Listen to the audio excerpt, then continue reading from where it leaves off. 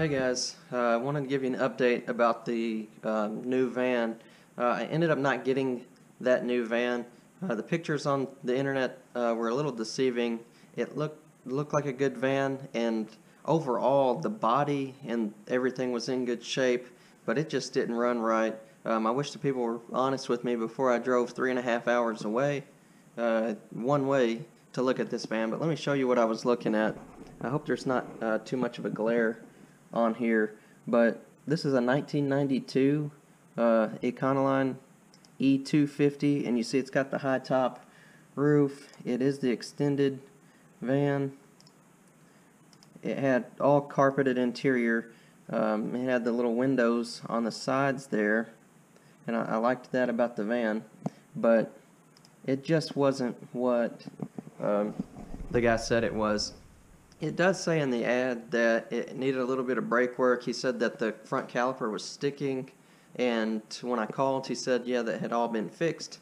But I tell you, when we got there to look at the van wasn't there. It wasn't where he said it was going to be, and then we saw it driving down the road, and I called him, and I asked him, I said, I think I'm where I'm supposed to be, but I think I just saw the van driving down the road. And he said, oh, yeah, I sent my son to get some gas in it.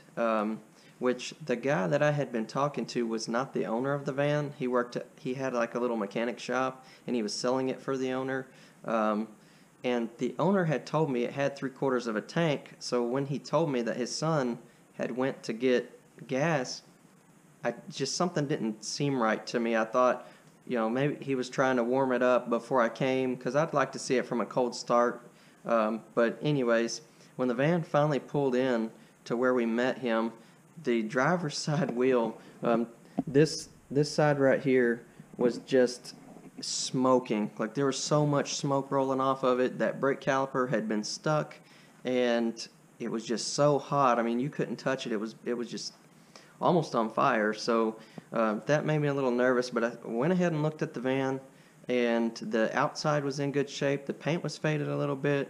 The roof was in good shape. I couldn't really tell that there were any leaks. Maybe around the back door gaskets, but overall it was a good van as far as the body goes. But when I drove it down the road, when you got past first gear and it shifted into second, it had no power. It was shaking and sputtering. It just wasn't the van for me. So what I liked about this van was the high top and the extended length of it.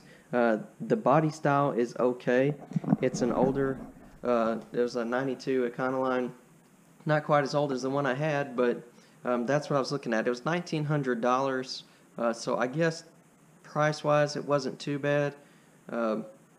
It may have been a simple fix with the engine or the transmission or whatever it was, and that brake caliper didn't really bother me much. Those are easy to change, but driving it 3.5 hours home, it was just out of the question. So I'm back home now looking for another van. I've got the Jeep sitting at a parking lot with a for sale sign on it. I've got it online for sale, so we'll see how long it takes to get rid of that. But I don't know what I'm going to buy. I like the Fords, but I have been looking at the extended Dodge vans. I know Dodge sometimes has a bad reputation for the transmissions, but I like the extended length of the Dodge vans. If you have any information on those, let me know in the comments section. I'd like to know your opinion on them before I buy one, but at this point I'm open to anything. I would like the high top for a little bit more headroom, but I would consider a van without the high top if it was the right van. Like I said, with an extended van, at least I'd have the extended length. I wouldn't have quite the headroom, but I'd have more room for storage and things of that nature. But anyways, I'll keep looking, and thanks for watching, and thanks for all of the positive feedback you guys have given me. I really do appreciate it.